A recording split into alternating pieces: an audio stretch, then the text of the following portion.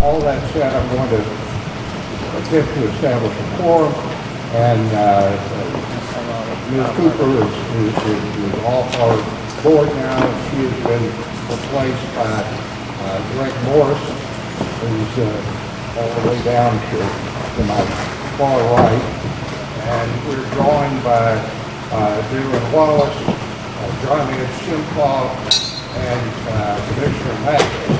And for you that don't know me, my name is Newt Cunningham, and I am the Newquay County Judge. So thank you all for coming.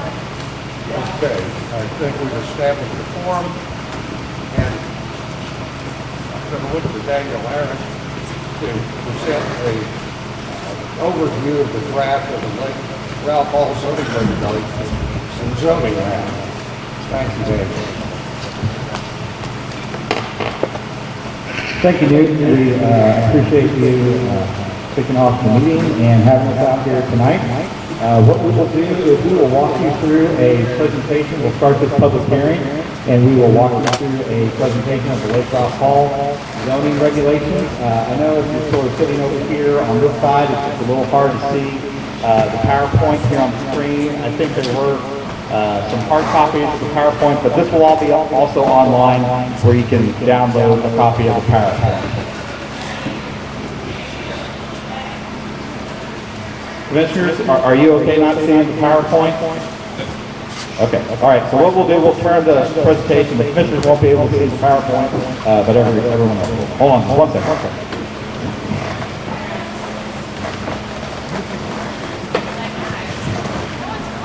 Man from the school, can we get rid of the echo on there? Or do you know how?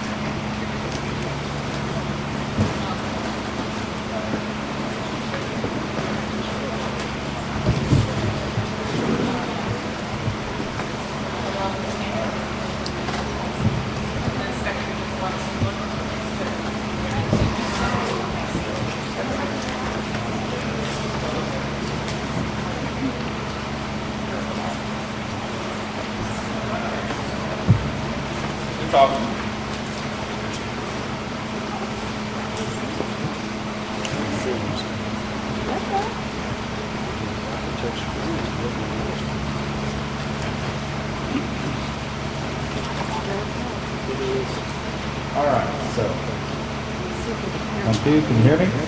All right. No. Now you can't hear? Well, I'll just try to speak as loud as I can on there, so hopefully that works. Well, thank you for coming out tonight. My name is Daniel Harrison. I'm with Freeze & Nichols. I am part of the team helping to develop the Lake Ralph Hall zoning regulations, and we also developed the Lake Ralph Hall comprehensive plan. Just so you know a little bit about the county has a commissioner's court, which is the ultimate deciding authority for the zoning. They approve the zoning. They are the ones who approve rezoning as well. And so the Commissioners Court adopts the zoning regulations, and that's what we're moving forward to. Just so you can sort of see on the PowerPoint, you can sort of see we have 4 county commissioner precincts. So you can see Commissioner Magnus is that one in blue. That's the majority of the area that's affected by Lake Ralph Hall. And of course, we have the county judge as well, who oversees and is the 5th member of the Commissioners Court. We also have, what we have tonight is the Lake Ralph Hall Zoning Commission, and that's the meeting you're in right now. We have 5 members of our Lake Ralph Hall Zoning Commission. The county judge, Newt Cunningham, is the chair of the Lake Ralph Hall Zoning Commission. Jerry Magnus, county commissioner, is a member Greg Morris, Ladonia City Council member, this is his first, not his first meeting, but first time on the zoning commission tonight. Former Mayor Cooper was previously on the Lake Ralph Hall Zoning Commission. And then we have Jalen Wallace and also John Ed Chepino on the commission. So what we'll talk about tonight is got a few things to talk about. We'll show you the purpose of the project, a little bit of the history, what's been done in the past. We'll talk about the zoning regulations, give you a quick overview of what those mean. We'll review some of the changes from our last meeting that we had at the end of last year. We'll talk about next steps, where we move on from tonight. We'll do a Q&A, and of course we'll have the public hearing where we'll have people be able to have their comments heard by the Lake Ralph Hall Zoning Commission. So purpose of the project, why plan and why have zoning? The purpose of the project is to establish zoning around Lake Ralph Hall. And so there you can see a picture of the lake and that's the shoreline. And what the state law sets up is to establish zoning around 5,000 feet around the shoreline of the lake. We use the Lake Ralph Hall Conference Plan to help guide the formulation of the zoning regulation, and that's a document you can also download online. So what value does zoning bring to the residents? Because people will ask the question, well how will zoning benefit anything around the lake? What zoning does, it enables people currently living in the area or owning property to have a voice in how the lake area develops.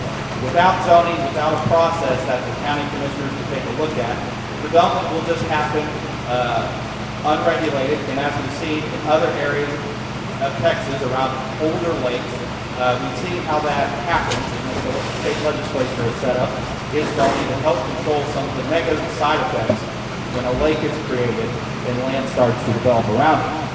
The other thing is it provides a predictable land use pattern around the lake. So people know what's going to happen around the lake, people are informed about what the future in the next 20 years the lake should look like. So why plan? We know as a state we are growing. We just topped 30 million people here last year. People are moving to Texas from all over the country. And as we are growing, we can see the counties around us have a lot of growth, and that growth is spilling into Bannock County. And what the county and others would like to avoid is unregulated growth. As land changes, one of the inevitable things about growing as a state, growing as a country, is that we're going to have more people, and that's going to change the way that the land looks here in Bannock County. And once again, zoning are only tool that we have as a county to help manage that change rather than just letting that change happen. And whatever changes, no one has a say in it. Zoning provides that answer. And also, it's to manage a strategic resource around the lake. As the lake is filled in with water, of course, we don't want things necessarily polluting the lake, taking things out of the lake as far as quality and things like that. We want it to be an attractive lake that's going to be an asset for people living around it. So once again, the state set up legislation and enables the county to do zoning. The reason why the state added this legislation, there are no, except for Caddo Lake out east along the Louisiana border, there are no natural lakes in Texas. So all 30 million of us are either drinking surface water or well water. So to provide that drinking water for the state of Texas, all our lakes are resident.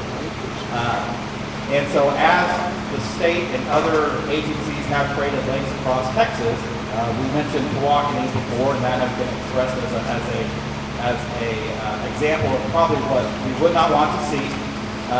The history around Lake Tawakoni is there was no zoning for the first 20 years around Tawakoni. So people would buy land, subdivide 25-foot lots, put a trailer out there or RV because it's cheap, affordable land. Why no one's out there. As the change initially happens, it's all very affordable. But 20 years later, once those things start to age, once those things start to develop, people have realized that, oh, well, we wish we would have had some protections in there, so maybe our lake wouldn't have turned out necessarily like this. So with that, that's why the Texas legislature has taken a look at and saying, counties, you can do zoning around certain lakes because we've seen some of the side effects that happen around the unregulated lakes. and we will try to let the people who live around that area have a say in it. And with the way that we have that say is we have your voice in the commissioner's court, and also here at the Lake Ralph Hall Planning Commission, where all meetings start with a public comment period, and when zoning happens, there's a public hearing like we have tonight. We also have the Lake Ralph Hall Comprehensive Plan, which recognizes that, yes, we need zoning around the lake. We also mentioned in that plan that you have Bodark Lake, a very similar process, almost the exact same process was used for Bodark. And there are some processes that we can take advantage of to make sure that there's consistency how the county operates, but also a chance to improve. So Lake Ralph Hall will have some advantages that Bodark would also benefit from. And then once again, as this land changes and people move to Fannin County, this is the opportunity for the county, the current residents, to decide how to manage that change. So we have examples of course, some desirable development as businesses come in. People have access to the lake, natural areas. These are all things that people have expressed. They like to see around the lake's homes. When we have a rural area that starts to develop, people move in. We also have things that, will start to change the area that, people have told us we don't necessarily want our lake to look like these other lakes in Texas, where we have potentially lots of traffic, lots of just congestion, things that don't match the rural lifestyle that I'm accustomed to here in the area. So what are the things that we can regulate? For example, do we want to see just open storage of boats next to homes? These are things that we try to protect the existing homeowners from having to see this type of development. And once again, I'm sure you've been to other lakes in Texas and you sort of see some areas that you're like, we wish this could have been done better. And that's what since we have a fresh slate here with Lake Ralph Hall, that is our opportunity to do that. Limit things like open storage and using more heavy industrial uses that could potentially be around the lake if there's no zoning, then there's absolutely no control about what could happen on your neighboring property. Talked about RV parks, which are things that we've heard about, businesses very close to homes.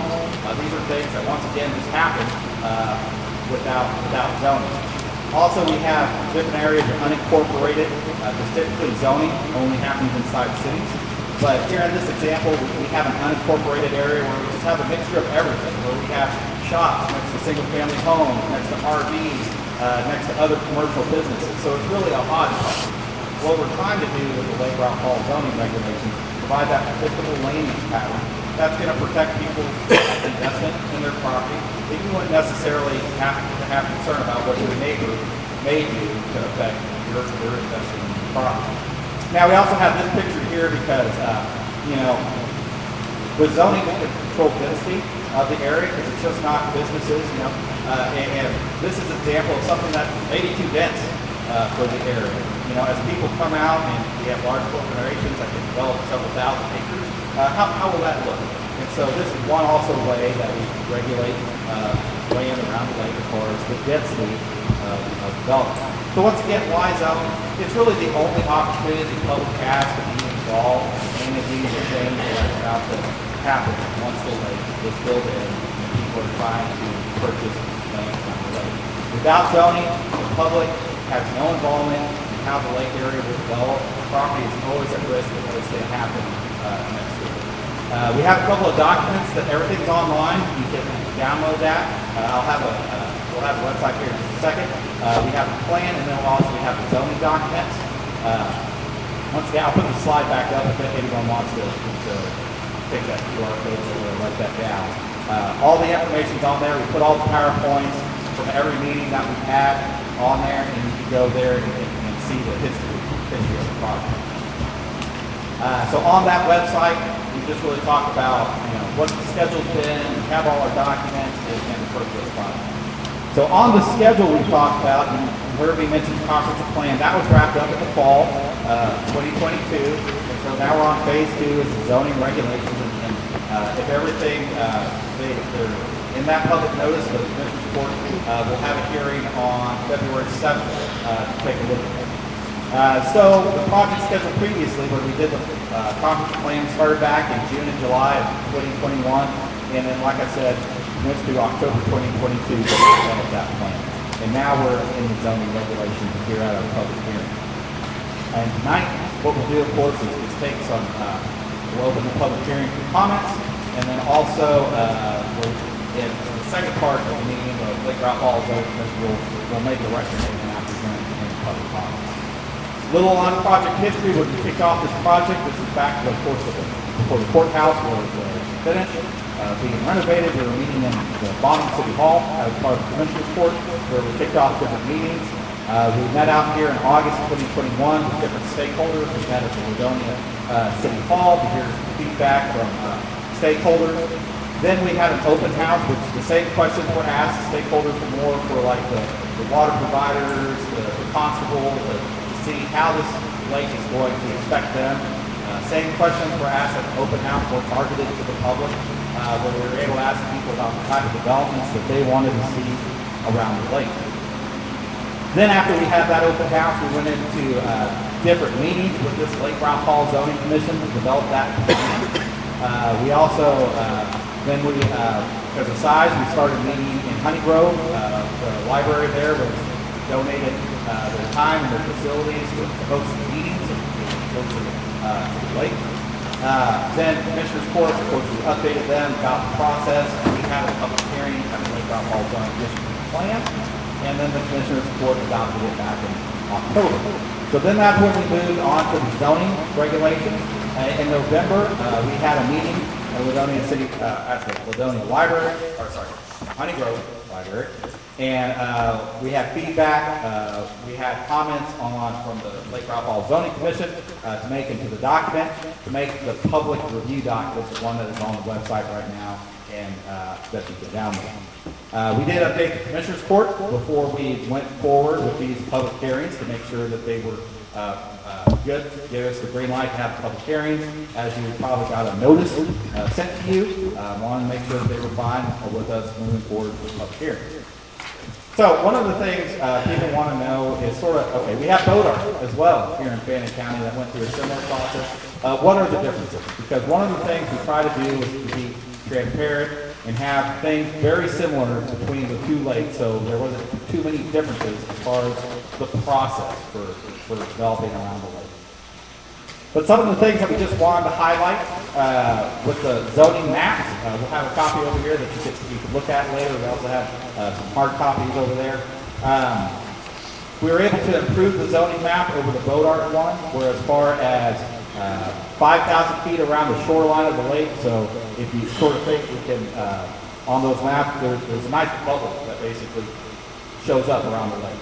Well, we learned from Bodart when we got into the zoning that created a lot of properties that had just pieces that were zoned, and we try to minimize that. So you can see with the Lake Ralph Hall, what we've done is a little bit more jagged shape to include properties or the extension of property lines. So it's a lot easier for people to tell, is my property in the zoning area. So that was one major difference. We also took a look at the minimum lot sizes between the two different lakes. They're a little bit smaller based upon the feedback that we got from our meetings and also how Bodart has been operating. So for instance, in the agricultural zoning in Bodart, the 5 acre minimum lot size for around Lake Ralph Hall. So it's a little bit more flexible in that sense. Other things that we had learned from Bodart was setbacks. And for instance, if I'm creating a subdivision and I'm creating new lots, where do I put my house? I don't put it right on the property line with my neighbors. It has to be set back 15 feet. So on my 1 acre lot, my house can't be on 15 feet from my property. So one of the things that we did with Lake Ralph Hall is we adjusted those to be more flexible. As you can see with Bodart, there's been some question variance to that, so we were able to adjust that with Lake Ralph Hall. So zoning overview. When we created the zoning map, we started with the future land use plan that you see on the screen. So there's 2 maps. This is really our vision map that we have to say, like, all the land around the lake is developed. What would we like to see? That layout, that pattern look like.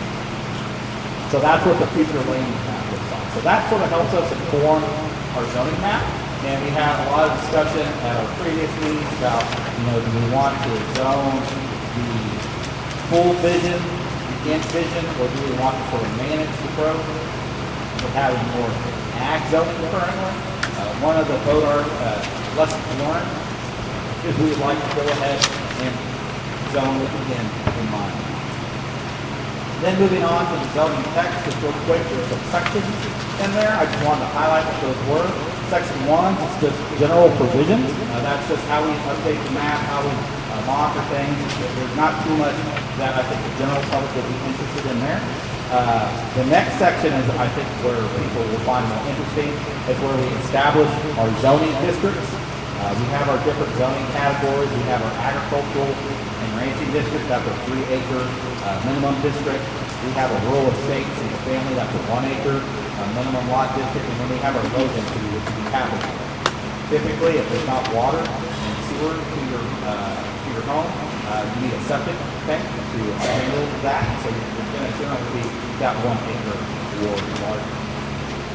We do have lake commercial. As we looked at different areas of the lake, where should the commercial be, and what kind of commercial should that be? So the lake commercial is more for our retail usage, restaurants. These are the nice areas, the destination places where people would want to go. And then we do have a general retail and commercial. There'll be areas where, if there is many warehouses and places to store things, not right next to the lake or on the main corridors, and we have an area. The two other districts are the Lake Operations District. This is for operation of the dam in the area right around the shoreline. We had talked about, and we'll highlight that here in just a second, we can see it on the map. We have a peninsula that we have an intersection at where the traffic and logistics would make sense for commercial development.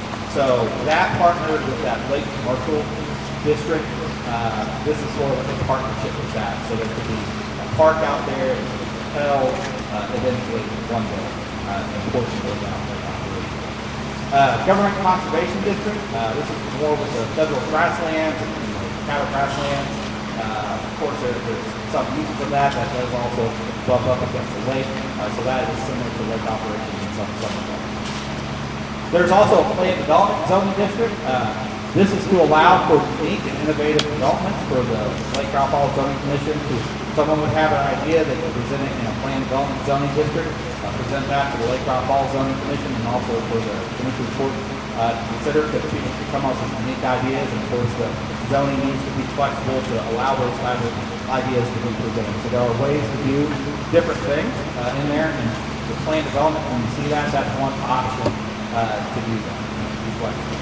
Our land use regulations, there's a land use chart in there, and so you can see, I know this is a little hard for everyone to see because it's sort of small, but what the chart does, it lists all the different zoning categories, it lists all the different types of uses like a restaurant or a single family home, and then you can see what different zoning categories those are permitted in, or we have an SUP, which means there'd be a permit for that would go through the Lake Ralph Hall Zoning Commission and the Commissioner's Court, and then if it was blanket, this would not be any allowed use in there. So what we did was we started with the Bodart land use chart, and once again we were trying to create consistency and similarities between how the two lanes were being managed and the rules and regulations.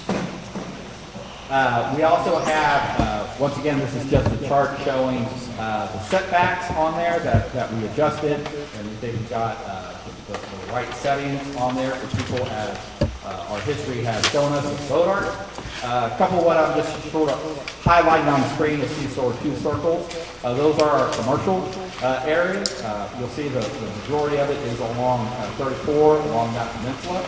Our development regulations typically just apply to our retail and commercial type developments. There are some developments, for instance, like septic tanks, generally not permitted, but of course if it's smaller, if it's 20 acres or less, 20 lots or less, that type of development, those are allowed. Zoning, development review bodies, so the question would be like, well, who do I talk to? Well, Lake Ralph Hall Zoning Commission here, their purpose is just for Lake Ralph Hall. It's 5 people. One is going to always be a county official, and then the others will be appointed. And they're here to listen, and they're here to make recommendations to the Commissioners Court. So there's two levels of feedback that you get to see any one of these individuals, send them an email, come to a regular meeting, tell them what your concern is. They live here in the area. We have from where they were from, whether from the Dover area, from the Fredonia area, and so you could talk to these people, and they've all been here a long time. And so they're your first sounding board that I would go to if you had a question or you wanted to do something, rezone your property. But then also you have the Commissioners Court, and remember they're the ones that you elect. So Newt has elected us the county judge, Jerry's elected us the county commissioner for precinct 3. And so at the Commissioners Court, those are your elected officials, and those are the ones who have the ultimate say on the zoning and approving the zoning regulations. Moving on to just application and processing procedures, the same as BODAR. We didn't want to change any of the processes. We wanted it to be very similar in case there's deficiencies of the county to make sure that everything just runs smoothly, but also if someone's developing at one lake, we want them basically treated the same as they're at Lake Rockland. Development review procedures. Once again, there's just how do we go amend the zone? Because everything that we see here on the map or on that future land use map, that could be changed in the future. But once again, the change and why we would change that is because we're doing the best we can here in 2023. But if we were trying to predict what this area is going to look like in 1983, well, we probably wouldn't have done a very good job of that. So the plan and also the zoning are able to be updated and changed. Once again, we have the zoning commission here to listen to that, and we also have the commissioners board to take a look at that. So once again, these things, after they're adopted, they can be changed, and there's a process to do that. But once again, that's the nice part about zoning. I know it's easy to sort of think about zoning as you just tell me what to do. Well, that's sort of, I think, the wrong take on it. That's part of it, yes, but it's also the only point, the only place that anyone has a chance to say, how's my neighborhood? How's my land? What's going to happen next week? Am I going to have any say in any of this? With zoning, we have that. We have volunteers that listen. We have our elected officials that listen as well. So those are the procedures that we have. Public hearings go out. People get noticed if zoning change, just like how we're doing it right now. We'll listen to comments here once we get to the public comments time. So notices are also mailing notice is most effective getting to your property, but if you get the newspaper, it is in the newspaper as well. They also do, probably not checking the county website very often, but they're also on the county website as well. So zoning text review, there's also relief procedures. So I mentioned before sort of those setbacks and sort of lessons learned from BODAR. With BODAR, what they do, there's variances that you can get to allow some of these things. But once again, there's a process where people can be heard and listened to, and that relief procedure can go through the process. Then, of course, we have definitions, and so just a few things to talk about what we changed from our last meeting with the Lake Ralph Hall Zoning Commission. Our zoning map, there's a few edits on there. We showed Ladonia a little differently in the previous map.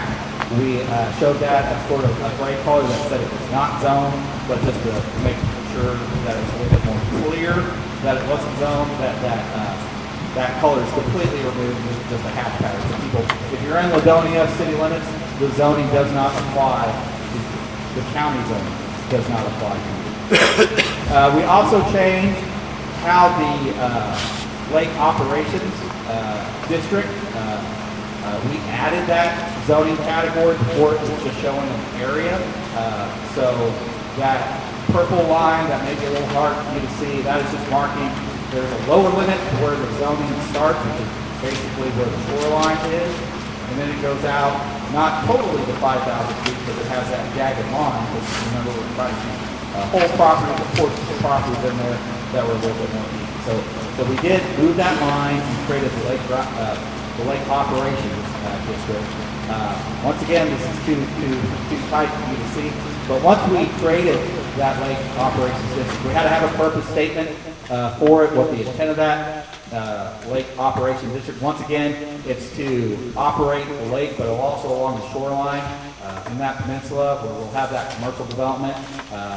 Comprehensive plan talks about opportunities for whether it's a park site, amphitheater, things like that, that would be in conjunction with whatever's going on the private property. So there would be commercial uses potentially in those areas. And so that would really be secondary use in there. So we did add that purpose statement as a follow-up change on there.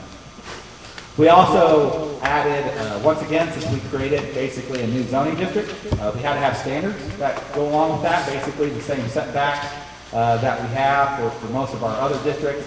There isn't a minimum lot area as far as, creating a lot for a pipeline that's going to serve a dam or something like that. There's not one for that. Other things that were sort of follow-up items, camping grounds, because there'd be camping grounds potentially in the Lake Operations District, so we have a use for that. That's also shown on the use chart, but also allowing that to be in the Lake Commercial District, in the Lake Operations District, and that Government Conservation District, which you could have a campground in that. Other revisions that were following up from the commercial district, just some small revisions about what would happen in that Lake Commercial District. We did see a country club on there and wedding chapel being permitted in that Lake Commercial District as part of that peninsula type development. We also had additions to the Government Conservation District, because when you look at the property that we see here on the screen, once again, that sort of operates similar to the Lake Operations District, where there could be private commercial right there as well. We revised the dam-related use definitions to specify Lake Ralph Hall related. So once again, just making sure that this is Lake Ralph Hall related operations, not necessarily a ban, it can be something like that. So that was just sort of tweaking of word, and once again, following up since we were making this a zoning district, how to properly administer that. Once again, there is it's a little hard to see in there, but with that lake operations, it can include whether it's a residence for the temporary lodging of operations for emergency personnel or something like that. So just making sure all the I's are dotted and the T's are crossed with making the lake operations. Marina, just had to clarify that a little bit because it wanted to specify that is on the water as opposed to what could be right next to it as well. Conditional development standards, one of the things that, once again, may be in the Lake Operations District, if there was, for instance, a helipad, because we have a section in there, so limiting the helistops, helipads that are adjacent to hospitals, libraries, things like that. But we want to make sure if there was emergency, for emergency purposes, if there's a helipad around the lake, since now it is in the zoning district, that would be one in there for emergency purposes. Community center and public building definition, just some clarification on that to make sure that we have these two things identified correctly. One of the other changes that we made was just to, as we made the Lake Operations District, just some clarifications. We have a section in there for conflict with other laws and exemptions, and just making sure that the official zoning district map includes there's a partnership with, if Ladonia expands and annexes land, well, there's a process for the county to release the zoning on that. So there's a partnership that, those two entities can work together as the city expands. Because the city may have, it may expand, annexation is really voluntary now in Texas, so it may expand, it may not. So, but it does happen when the two, the county and the city need to be coordinated. So owner would not be subject to zoning regulations, the cities and counties. We're trying to work with. So next steps, What we'll do is, of course, we will hear comments tonight, and then here at, I think 6:30 is when we start, or we may push it back, we'll have a comment on that. But what we'll do is, the second part, after the public hearing, is for the lake drop all zoning, we can have a discussion and recommendations on that. And then, with that, what we can do, Newt, I can leave this microphone up here, and if you would like, because I think it's the correct one, Melinda, she has to keep a record, it's a public hearing, so Melinda has to keep a record. So Melinda, do you have form?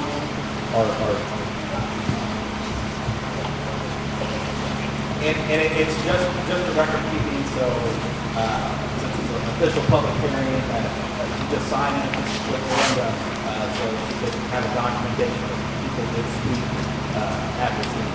And then, so what we'll do, you can just sign it with Linda or Jerry, is that the name? Or, yeah, we can do it right here if that's what you'd like to do. Okay. Yeah, we'll have it up here, and if you just put your name, so Melinda has a record of everyone public hearing. Once again, that's what the state is requiring. I'll leave the thing up here. If you could just go ahead and sign in, and then if people would like to talk, what we could do is, and Newt will sort of defer to however you'd like to run it, whether if there's a question, we can answer it, or whether we just want to hear comments, or there's different ways to do this. I think some of the questions may be relevant. Okay. And our, I think it's got a problem is real. I where the problem. Can't hear you. Let me. That better? A little bit, yeah. What I'm indicating is, I want Daniel to be able to answer questions. So if you've got a problem, I want you to know you've got a problem. If you don't, and he answers your question, that may do away with your concern. Now, off the cuff, I would probably ask Daniel to present something about existing uses. I've looked over protests, and a lot of people are concerned about their current use. And I think that may reduce the number of people who want to comment. Yes. Okay, so one of the things when, one of the things we wanted to do was, as the lake, and we did this with Bodart as well. As change happens, we're not trying to change what's currently here and what people are currently doing on their property. This is to manage the change that is coming. So in the zoning, what we have in that table that describes all those type of uses that are allowed, we have something that's called a pre-existing use. So if you have a use on your property right now, that continues forever as an allowed use. We're not trying to stop anything that's currently going on. Because that's not what the zoning's aimed to do. Everything's operating fine here as you know, current population, because with distance, there's a lot of compatibility. If you're not that close to your neighbor, then you're not going to notice a lot. So there's nothing we're trying to stop with what's currently going on. But as a new development comes in, and someone's going to want to develop 100 acres and put a subdivision, or someone's going to want to come and eventually, not right now, but when the lake's there, put a hotel or something like that. Where's the best place for that? Because we don't want that affecting negatively the current property owners who are here right now. And so that's what that zoning is here to do. So we have a use, back to what Duke was saying, we have a use in there, so it's an existing use. So whatever you're doing on your property right now, when this is passed, that's an existing use, and it won't ever change. So once again, we're not trying to stop what's going on right now. It's really managing that growth, because as we look out the next 20 years, like I said, we're now over 30 million people here in the state of Texas, and our area is booming. And we're going to have two very nice lakes out here, really close to a large population center that here in a few years is going to be bigger than Chicago. And we are not that far for people to come out here and to buy land, and as people sell their land and divide, how do we manage that as a community? So that's what we're trying to do. So we have the existing use definition in there to really address that. So Daniel, I have a question about that.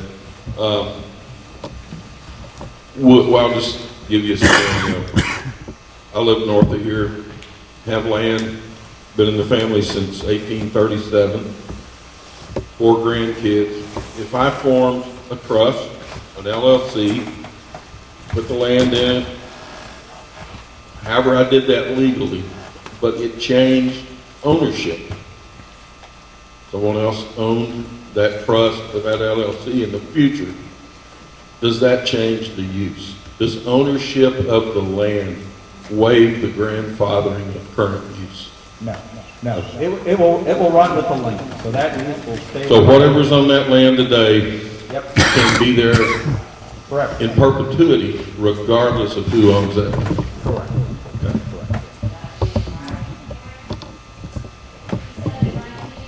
Yeah, that's in the zoning ordinance. Daniel, one other question I'd like to report on is that regarding the shoreline plan. I want people to understand what the zoning does and doesn't do. Okay. Good question. Okay, so Newt is talking about the shoreline management plan. So what zoning does, it controls land uses, what the land is used for. So is it used for a home? Is it used for a restaurant? Is it used for a hotel? What Newt is referring to is the shoreline management plan, where would people have access a boat dock from their property out into the lake. And Upper Trinity is the owner of the land under the lake. And so they'll own and maintain that. So what they do is they're working on a shoreline management plan, or will be working on it, to set the rules and regulations where you could go and ask for a boat. And it's been in the comprehensive plan. We put the correspondence between Upper Trinity and the county talking about it's, Upper Trinity's intent to allow boat docks and for economic, development and be a good neighbor and all that stuff. That's all in the plan. And you could see that existing correspondence. And just there were a lot of questions about it, so the board of directors issued another statement just reaffirming everything that they had previously said. Because people were asking, well, can we have a shoreline management plan now? But they're still in the process of working that out. So they're trying to follow through. Because if you go to other lakes, yes, whether it's the Sabine River Authority issuing you a boat dock, if you were on Tawakoni, since we talked about that one, they're the ones who issue that. Other lakes that are core lakes, like Lake Ray Roberts, no, people don't have boat docks on those lakes because that's a core lake. But since this is a Upper Trinity lake, the intent is to have boat docks there. Now there'll be some situations where they'll have to be registered because sometimes these boat docks go off into the water, who they belong to, all these things that you really get stuff that you don't really think about. You want to go out there and enjoy the boat dock, but there's a lot of things to think about. How do we do the permit, make sure that no one's going to get electrocuted, if there's electricity out there and there's a light, those type of things. So they're working on that, and the intent is to allow boat docks.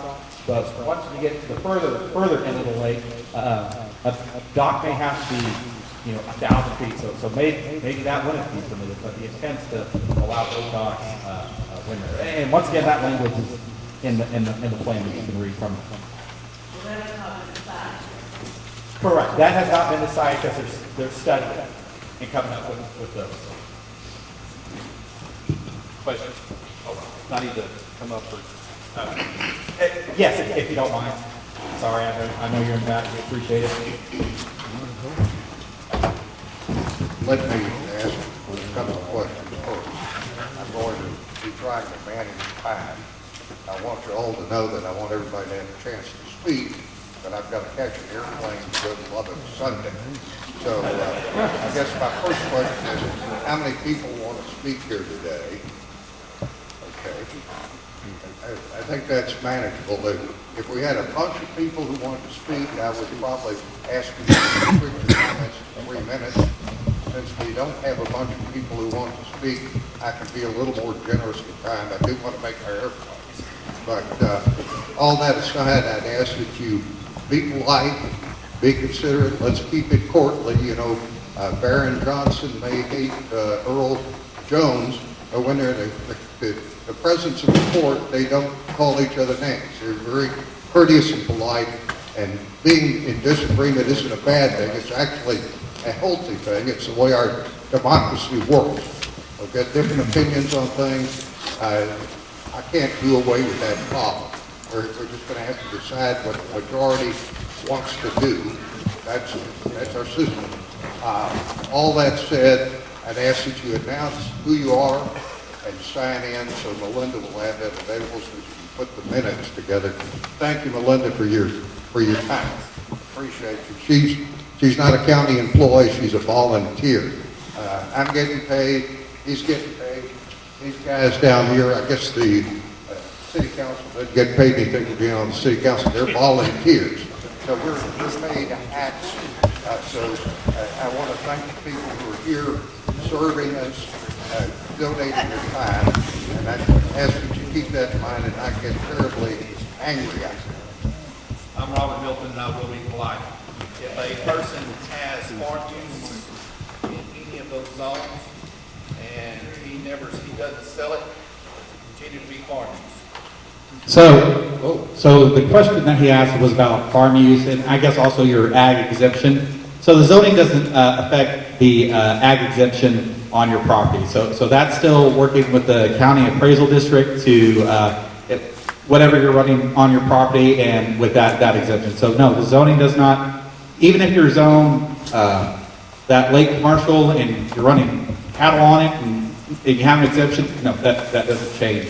Because what the zoning does is, as it goes through the county process and you get a permit to build a restaurant, they're checking to make sure that restaurant's allowed on that property and making sure that you're not putting it within that setback on your neighbor's property. And so that is all it's doing. So the ag exemption is completely different and it will not affect that. I have a question. Whether or not the state says you're Correct, and he was asking about the sales tax exemption from the state. Correct, that nothing that the county do. different area. Correct, different. And I think there was one other question from somebody. Yes. Oh, sorry. What if I subdivide my ag property? Oh, could you come up and sorry. No, you're And there's a little sign-in sheet. And sorry, you got just pop a little close to the mic.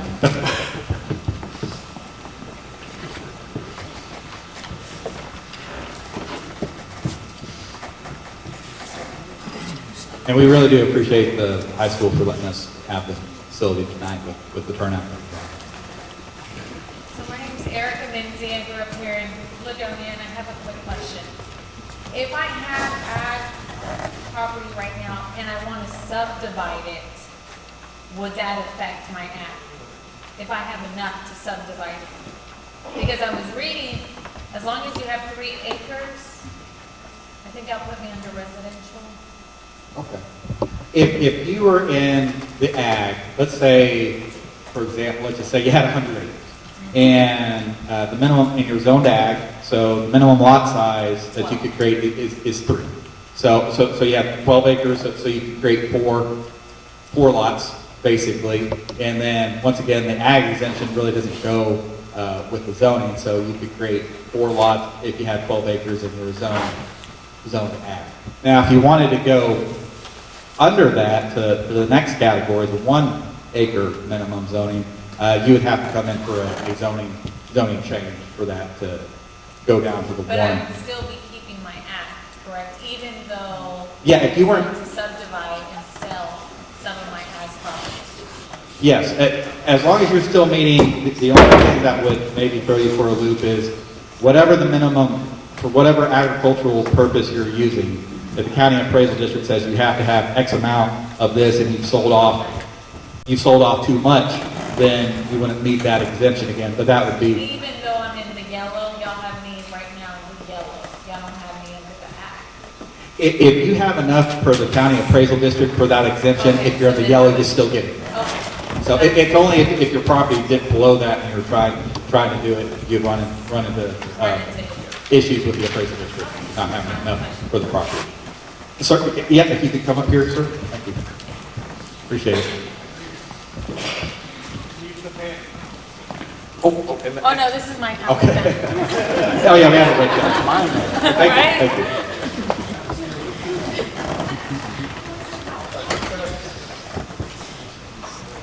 Just a fast question on the, fast question on the ag.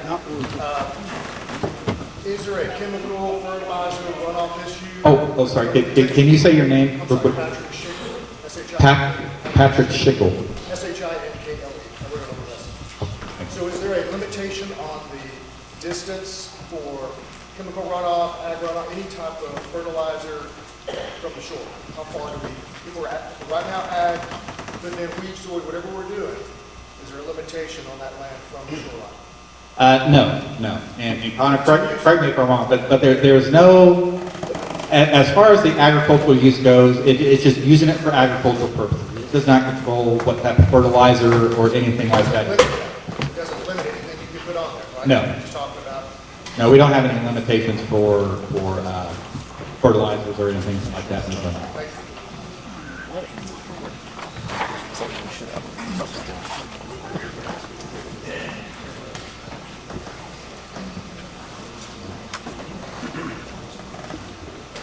My name is Russell Lefler.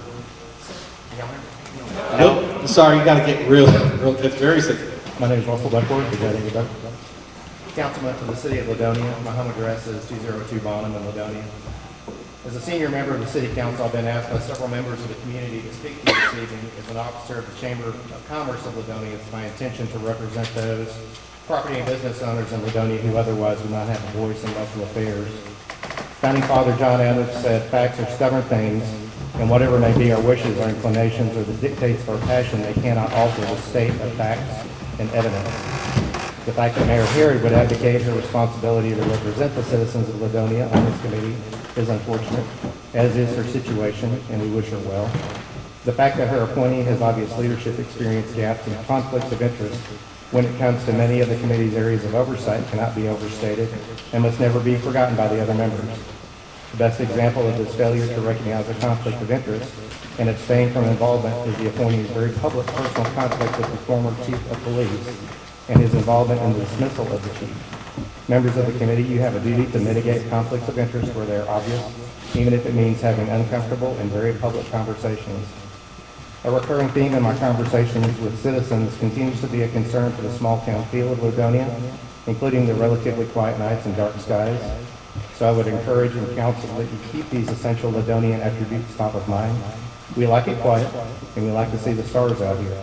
Zoning details like noise restrictions and requirements that all outdoor lighting be limited and placed downward to the ground are specific considerations that have been voiced. Also, zoning that restricts population density will benefit the city of Ladonia with higher quality development and maximize valuations in those new developments, resulting in better tax revenue with managed growth. It's not always obvious, but when it's done correctly, less is truly more. And finally, freedom. And we can all agree that freedom is probably the most important American attribute. But my freedom ends where yours begins. I too am a homeowner and property owner in Ladonia.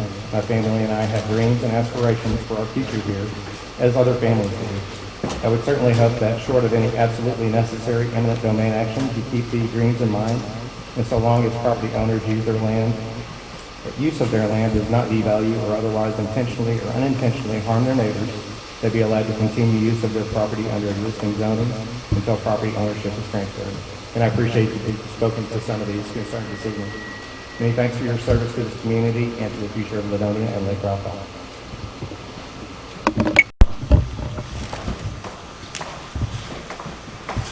All right, yes, ma'am? And then I think, Okay, I'm Cheryl Fanning, and I just wanted you to address the light situation. I did not want us to become like Dallas. If you look towards Dallas, I mean, there's just, what are you going to do? I wish you would do where they shine down to the ground. I mean, and address that, please. we do, and Connor, if you don't mind flipping there, then correct me if I misspeak anything.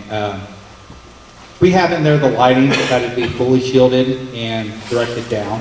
because we do recognize that we're in a rural area. People like to see the night sky, don't necessarily like to see the big glow unless it's Friday night football. So, but with a business coming in, we want to make sure, similar to the racetrack situation, we want that to be compatible. We're in a rural area. We like the night sky, things like that. So we do have standards in there for the businesses. And once again, when you look at that zoning map, the businesses are really focused along 34, which hopefully we're going to have a high standard, and we have a little bit off that as well. So I think with those standards in there, will really help minimize that glare that people have. I'm sorry, I didn't hear. So they are going to point down. Correct. Yes, ma'am. What about residential homes?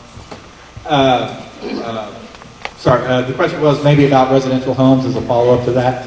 Oh, and ma'am, did you write your name? Okay, thank you.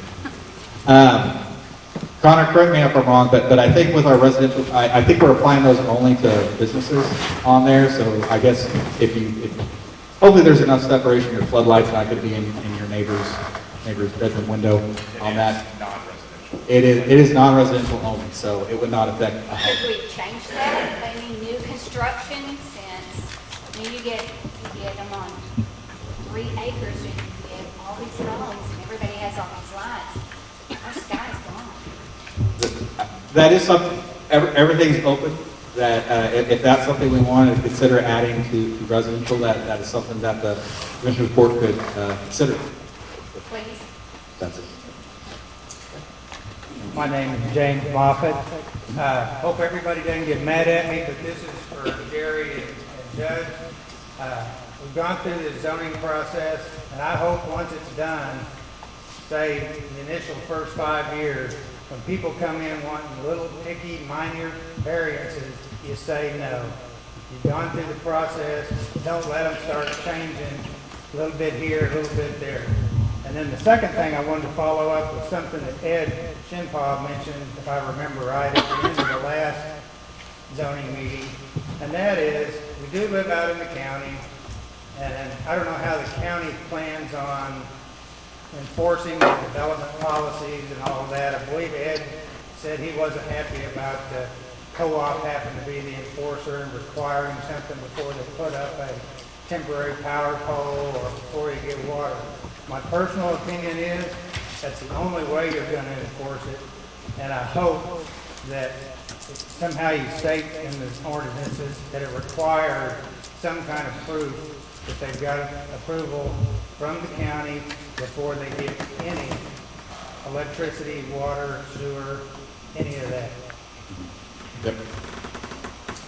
And the process will follow the same as Bodart, where there is a lake development permit, where it's basically saying you come in to get your permit, and then we do have that connection certificate. Once everything's done, you could be permanently connected.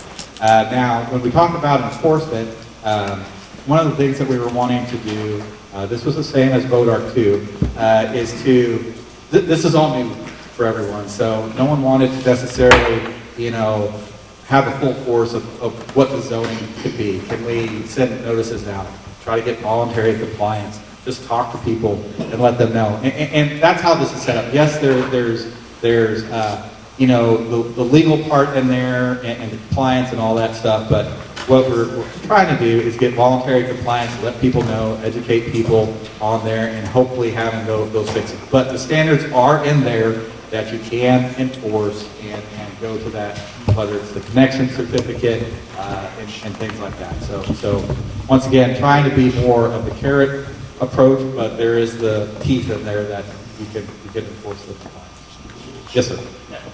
My name is Walt Garrison. I signed that sheet there. My concern is you're talking about coming in with the existing, whatever you're doing on your property, what's happening now, it's going to be grandfathered in, staying in. We're outside the city of Ladonia, so we don't pay city taxes now. The 2 acres adjoining our property, our neighbors have turned it into a junkyard, basically old campers, trucks used. And so we're outside the city, so they're saying that they can't enforce it, but yet conveniently found out we're paying taxes that we shouldn't have been paying. But the interest that I'm concerned about, if you were zoning this, that we've zoned this district, our business, that it has regulations and stuff, and would that be cleaned up and they would have to fall in regards to that? But you're saying you're going to be grandfathered in, you can continue to do what you're doing, which, I mean, they got street front property that is adjacent to mine, which would make it extremely difficult, plus the amount of tires and stuff that have been dumped in the back, that's a hazard cleanup now, so to allow them to continue doing what's happening is a concern. And it seems like there's no benefit in making it a zone district that I'm going to pay more taxes and they get to still do the same thing that they're doing. So, which nobody can enforce the cleanup now because they're outside the city limits. Zoning us into this district or this business district, is that putting them into where we regulate it now? That you're saying the grandfathered in, so I'm a little confused on that. There's a couple of things. Is it an actual business or is it an actual salvage or record business, or is it more just? That turns the yard into a junkyard. It's very bad. Okay. I have called to the sheriff's department. I have 5 separate pages on that. They have their flag for the sheriff. They did it.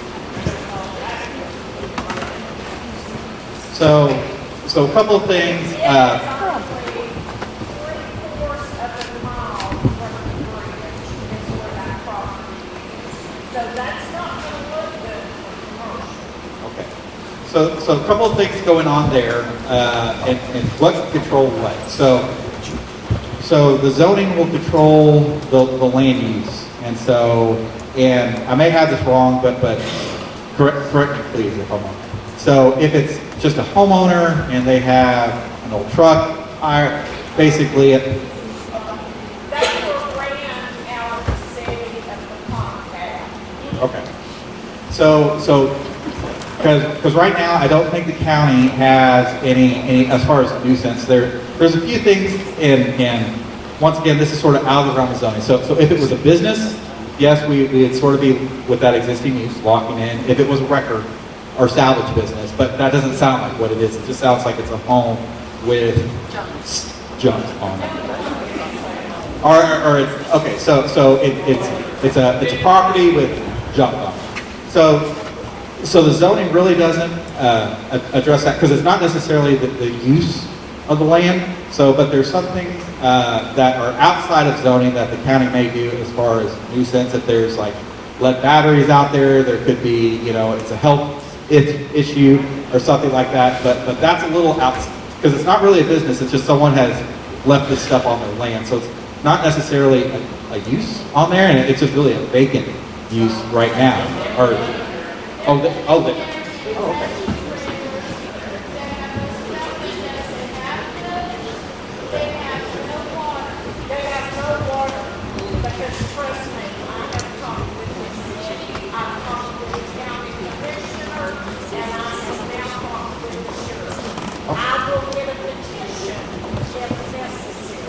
Okay, because there's a couple. If it isn't, there's a couple of things that the state law does allow for, like the screening of junkyards and things like that. So if it's a more specific issue like that, there's a few things that the county, because just so you know, the state's pretty strict on it. Like a city, they're sort of home rule. Once they get over 5,000 population, they can do a lot of stuff. Counties, the state says you can only do what we have in the Texas Local Government Code. You have to follow this, all 254 of them. You have to follow this rule.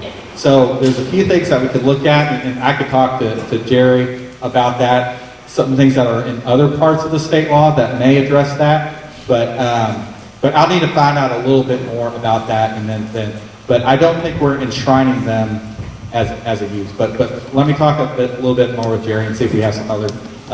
Looks like we have another question or comment.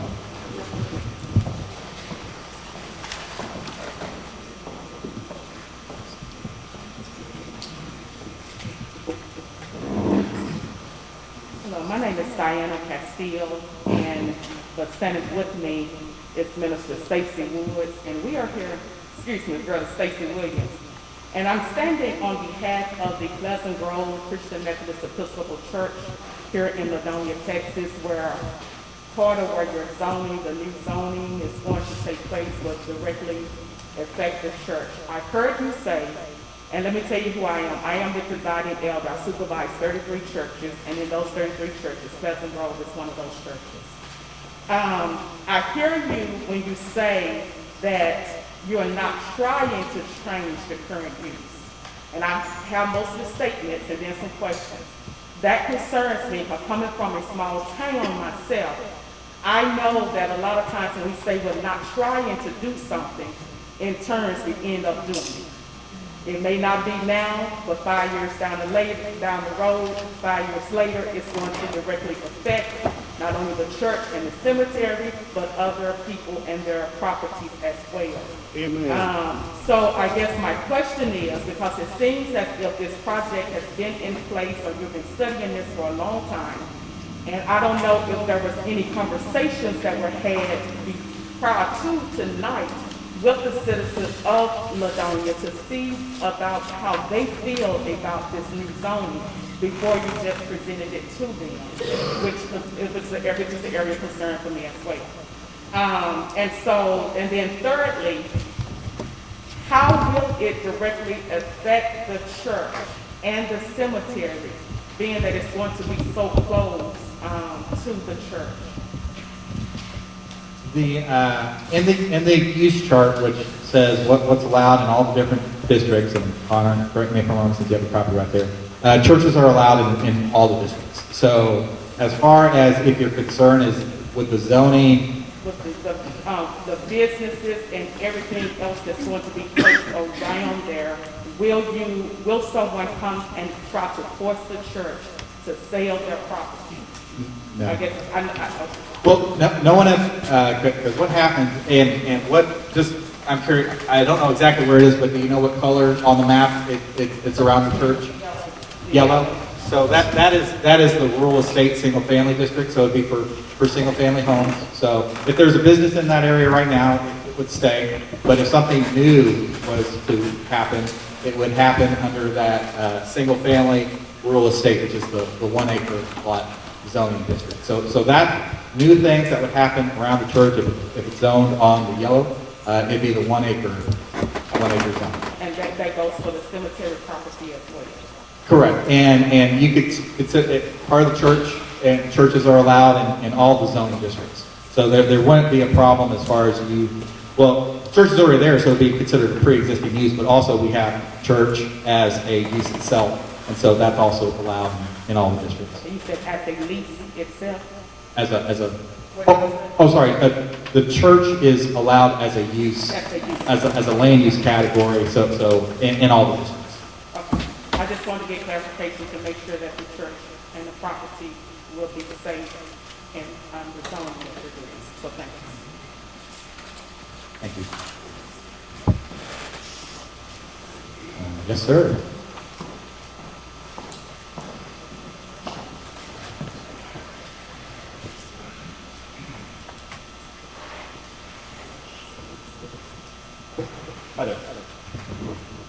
Hi there, Jacob Nolan. And I have a little bit of a specific question that I'd be happy to circle back with you after the fact because it's specific to a particular parcel. I was wondering if you might kind of talk a little bit more about the Lake Operations District and how it both relates to the Lake Commercial District and then what the guiding rules were for establishing that contour. And I've got a comment on that. Yeah, so a little history on the Lake Operations District. So and Connor, if you could flip on the PowerPoint to just go advance 1 or 2 slides, there's a copy also. Okay. So if you're over there, you can look at that one, or if you're here. So the Lake Operations District, it's this blue district that you see right around the shoreline. That generally matches where the lake operations is for the operation of the lake, generally matches where Upper Trinity's property is. And so you can see down here on the, my pointer here so I can see where I'm pointing. Of course, the dam is down here on this end of the lake. This is where the dam will be. You can see the spillway, emergency spillway right there. So this is to operate the dam, and there's going to be some boat ramps here at different locations. You can also see this red right here, and this was seen as a catalyst type development for like, we could have a really nice area here because we have 34 and we have this nice intersection, so we could have development here. And then over here, there's also going to be a boat ramp, so there could be a potential amphitheater, park, rec, some type of public-private partnership going on the commercial, on this lake commercial, and also this area. So previously, when we had the version of this map before, where we were having the lake boundary start was here on the other side of the blue. But one of the changes we made in this last draft is we moved it over to the shoreline, which is where the state law says it can start. Because we had shrunk it from this bubble line, and we also had shrunk it from that side. But we decided to include in that, so that's why we had to create the Lake Operations District, because it wasn't there in the past. So now that there's going to be a district there, we had to make sure that we had a purpose statement, and we talked about in the purpose statement, that's one of the sort of slides we showed was, it's for the operation of the lake, and we have these secondary commercial uses, because we have this over here. Of course, boat docks are going to be crossing, and that's an allowed use in this district. They're going to be crossing probably where we have these properties right there. So that's sort of the vision of what the blue is and Lake Operations District. So we also have our Government Conservation District, which it's probably going to stay rural, but you could have campgrounds, or there could be other things like that, because we do have, some of that area right there at the edge of the lake, also adjoining that lake operations. So that was some of the discussion and some of the recent changes to the document. Does that get some of the points on there? Yes, sir, that was part of it. I think maybe to elaborate a little bit more, so the lake commercial zoning as well as the lake operations zoning share pretty much all of the same land use types. It seemed like the distinguishing language between them was that the land operations zone is to be controlled by MWMD. So I think I'm just trying to understand that it is up to the full extent of the riparian zones that border would actually go. Our lake operations zone should coincide with the upper riparian zone down to the conservation. Correct. Right. Correct. So we've got a parcel of property where that zoning overlay extends beyond onto land that we haven't come to terms with opportunity yet on, and don't really have an intent to allow to be condemned. Okay. So we have a little bit of a mismatch between what I'm reading as kind of government the lake operations overlay on private property. And as I was looking through, because Melinda had sent me the protest, and are you referring to this one right here? Yes, sir. Two mounds, if you're sort of looking? Yes. Because what we could do, and so we can, and tonight we could switch that back to yellow on there, because as far as when we had seen that, it was one whole property, and we didn't know if it was all a fraternity ownership or what the deal is on that. We were under the assumption that this was all a fraternity, so it would make sense to carve out that. But seeing your note on there, if we need to show that back how it's shown, Connor, can you flash over one more slide to the and one more? Yeah, there we go. Sorry, everybody. I'm going to come over here because right down here, this is sort of where we show that area. So it's yellow.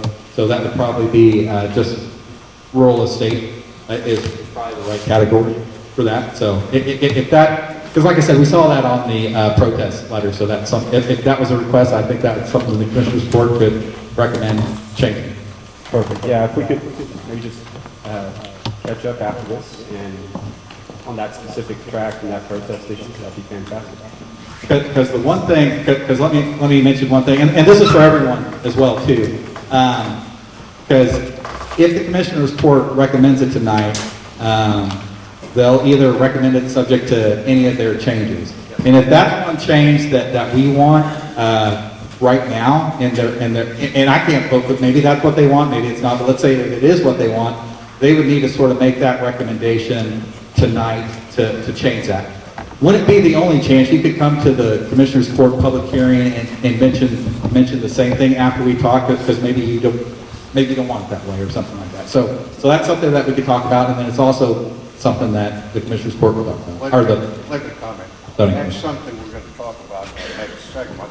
Okay. We're going to have discussion and we're going to take action to approve and perhaps modify the zoning regulations. So that's for the next session. Okay, for next session, so, okay, all right. Yeah, yes, sir. Thank you. If you don't mind signing in and taking it.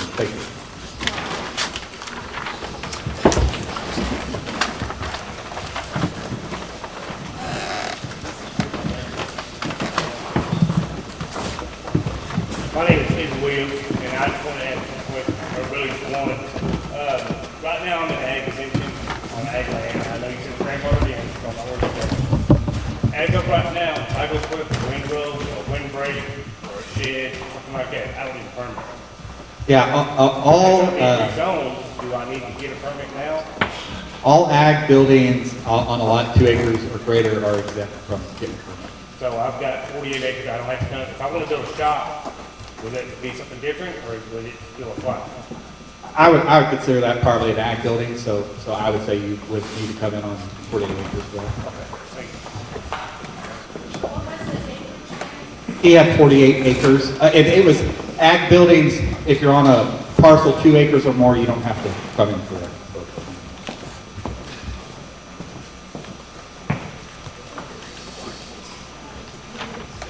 Good evening. My name is Don Stout. I've got a piece of property over here. Doug Janeway's about to beat me over the head with, I think, but I've been after him for years now to get a definitive answer to this question, and I see we've got a halfway answer to it on what I've been reading tonight about boat docks. My property backs up to the lake, and there's literally only 25 feet from my property line to the shoreline of the new lake. My question tonight is, I see that they are allowing boat docks, and we're going to have to go forward with that, but is there going to be any differentiation, that's a big word, between what they call a commercial boat dock and what I can put in the back of my property to go fishing off of? That's a good question. I'm trying to think in the zoning. I don't think we just say boat dock. There's marina type development, that would be considered commercial, but I think that's a little bit more than what you're thinking.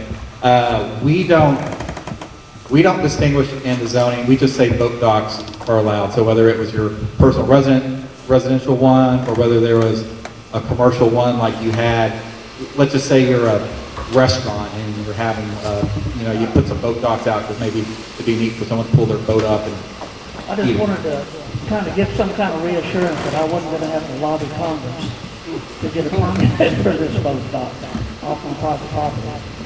Okay. Well, So we don't know yet about the permit situation for that. That's still to be determined. correct. But the one thing I would say is maybe a arrow in your quiver there is, I don't know where you are, but when we talk about the commercial development on this peninsula, we talk about creating a unique place that people would really want to come out and enjoy.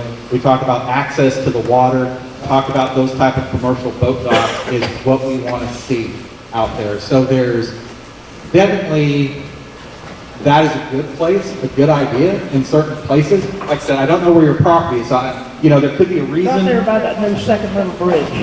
Highway 34. Right over here? Almost. Up right here. there. Okay. Right Are you on there. the north side or the south side? I'm on the west side. West side, okay. Yeah. No. You see, we're about 15 feet. You know where the new second little bridge is being built? No. 34. West side of the road, north side of Merrill Creek. Yeah. Okay. Yeah. Merrill Creek is in the back of my property. That's one that's going to be flooded and come up to my property line. Well, the plan does talk about, we want economic development here for the area. We want neat places for people to come and enjoy the lake. So the plan mentions places like that. So I can't necessarily for upper All I training. want is a fishing dock back there, okay? So that's Yeah. all I want. There's no definitive permit requirement. Correct. There's nothing right now. Thank you. Thank you. Yes, sir.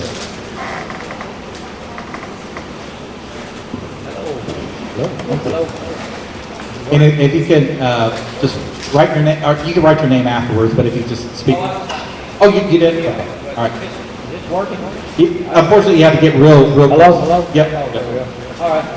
Well, I wrote a little bit here about the lake, just a few minutes. It's all back here. I gotta get my glasses on to be able to read it. In your pocket. Okay, when planning the zoning for the shoreline surrounding the lake, let's consider making outdoor recreation a higher priority. That is to considerably expand these areas for better balanced scenery around the lake. Plan this zoning to encourage time spent outdoors. Plan in such a way as to leave significant areas for free development, allowing trails and the experience of solitude and fundamental enjoyment of running or walking the shoreline. Consider the growing boom and popularity of dispersed camping in recent years. Plan areas zoned for dispersed camping. Allow those who enjoy this basic freedom to be able to select a camping spot without feeling restricted or crowded. Allow undeveloped shoreline to extend from the camping area to make it complete. Providing opportunities to get exercise not found in typical small lake parks in North Texas. Consider planning the waterfront lease agreements where it does not restrict the shoreline to walking, running, or biking.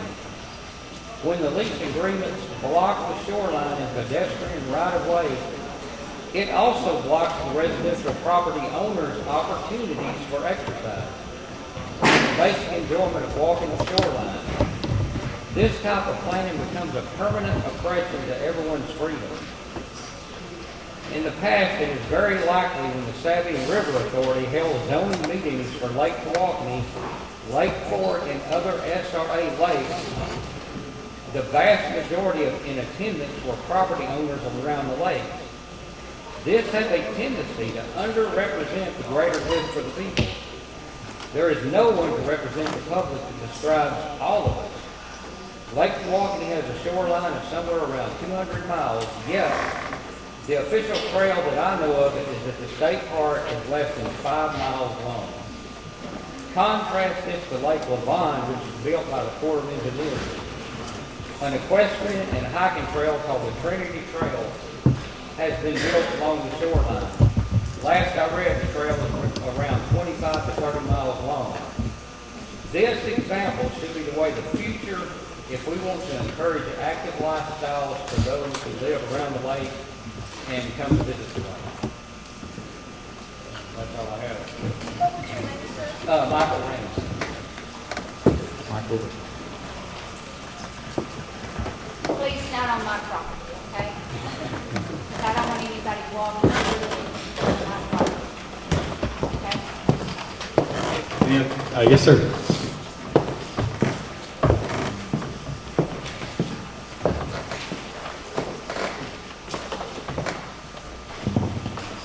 Hi. Did you hear this? Yes. My name's Hilton. I got some land out there off 3355, okay? We filmed movies out there. Lots of movies. This zoning crap. You don't have to vote for it. This is like a damn house organization. You know, you move into a neighborhood, then you have to pay the HOA hundreds of dollars just to stay in that neighborhood. They tell you how high your grass is. They tell you what buildings you can build. That's the same damn thing. Same thing. You don't have to approve it. They're begging you to because, like that other guy said, they might own land around that lake. Don't give away your rights. Okay?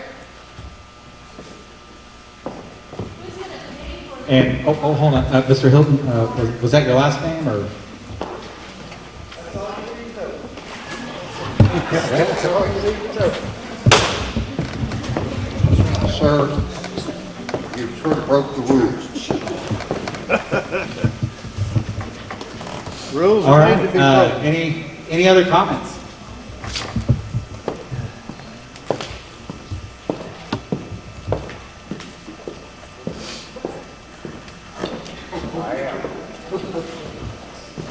All right, well, I think that's all our public comments, so, what we could do is, turn it back over to you, and if you want, we could close the public hearing and, move on to the second part, or to the other meeting. Okay, I apologize. Let's go ahead, and I'm going to ask for a motion to adjourn our 5:30 PM meeting. That is extending itself. I still can make that airplane Sunday, I think. I would like a motion to adjourn this 5:30 meeting. Mr. Magnus made a motion, and Mr. Wallace made the provided a second. All those in favor, I'm going to start with Mr. Magnus.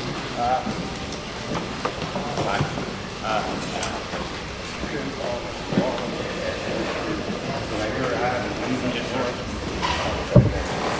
The chairman says, I better say chairperson says aye. Motion passed. Back to 17.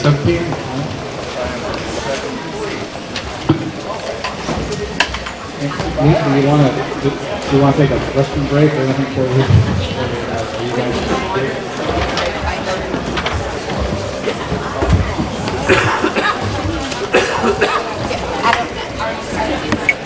Go ahead and start our 6:30 PM meeting. Because it's a little late. And I'm going to establish a quorum, and we're going to be the whole zoning regulations. Yeah, we're going to be acting on the zoning regulations and we'll be making a recommendation to the Commissioners Court. So that's what this meeting is about. I'm going to start by establishing a quorum, and the time is 7:20. Okay. I'm going to look to Commissioner Magnus. He's present. Our commission is present with John Ed Shimpaw, Mr. Wallace, and Mr. Morris, and myself. And I would ask for, we're going to skip over public comments. I think everybody had an opportunity to speak earlier. And we're going to move right into a discussion and consideration. It's agenda item number 3, action to approve the minutes from November 17th, 2022, from that meeting. Do I have a motion to approve those minutes? I'd like a motion to approve the minutes from November 17th, 2022 meeting. Okay, Commissioner Magnus has made the motion. Do I have a second? I'll second that. Okay. Commission member Shimpaw has given us a second. Any discussion? All those in favor, I'm going to start with Commissioner Magnus. Commissioner Shimpaw, Commissioner Wallace, Commissioner Morris. So we have and I'm going to vote aye. That gives us a unanimous decision. We're going to pass the motion. Agenda item number 4, discussion, consideration, and action regarding Lake Ralph Hall zoning regulations and the recommendation to Commissioners Court. With that said, I'm going to ask for a motion. I'd like a motion to recommend the Lake Ralph Hall zoning regulations to the commission. Okay, can I have a second?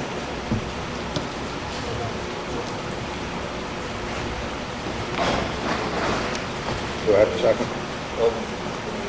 We're going to have a discussion. All right. Okay. Commissioner Shinpaw has seconded the motion. With that said, I'm going to open it up for discussion.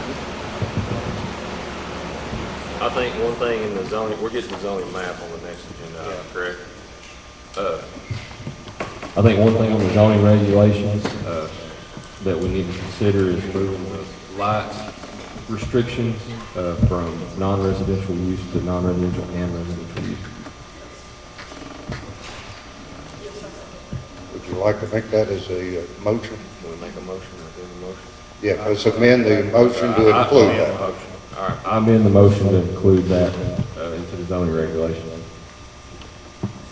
And let me say this, I think our zoning regulations, apparently we picked up some property that did not belong to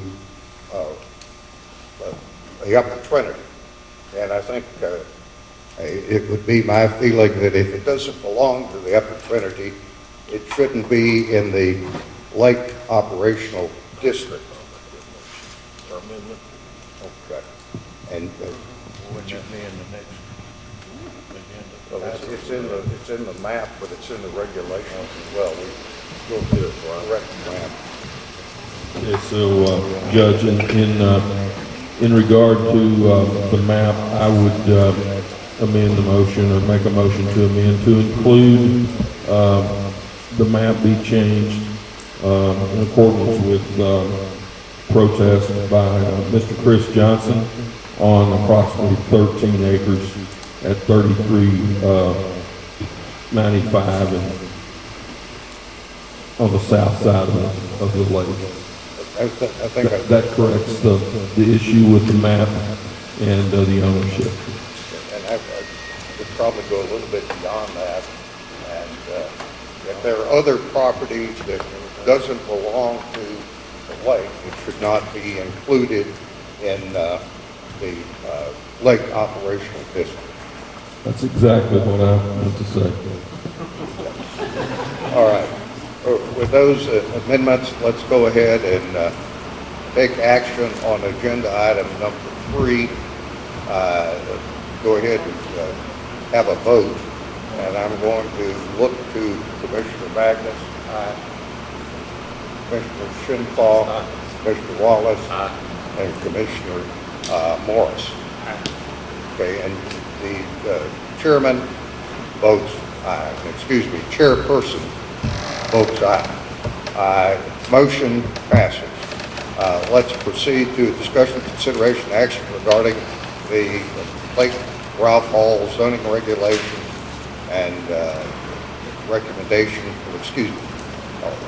item number 5, discussion, consideration, action regarding the Lake Ralph Hall zoning map and the recommendation to the Commissioners Court. Can I have a motion on that particular agenda item 5? I'll make a motion to recommend that to Commissioners Court, with the exception of there's property on County Road 3455 that is mostly out, and we've got to move the boundary line to the property line on that. And then on County Road 3335, there's a property that is within the line of zoning that is majority zoned out. I'd like to move that to the proper parcel line on that as well. I would like to include in any other properties that Daniel determines are not owned by Upper Trinity. Yeah, and any other properties not owned by Upper Trinity do not need to be zoned as lake operational.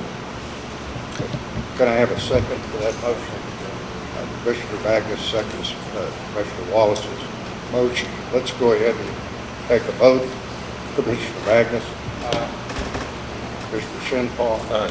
Commissioner Wallace. Aye. Commissioner Morris. Aye.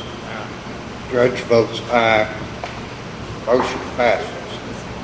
With that done, I've enjoyed it, guys. It's been great. Daniel, do you have anything to add?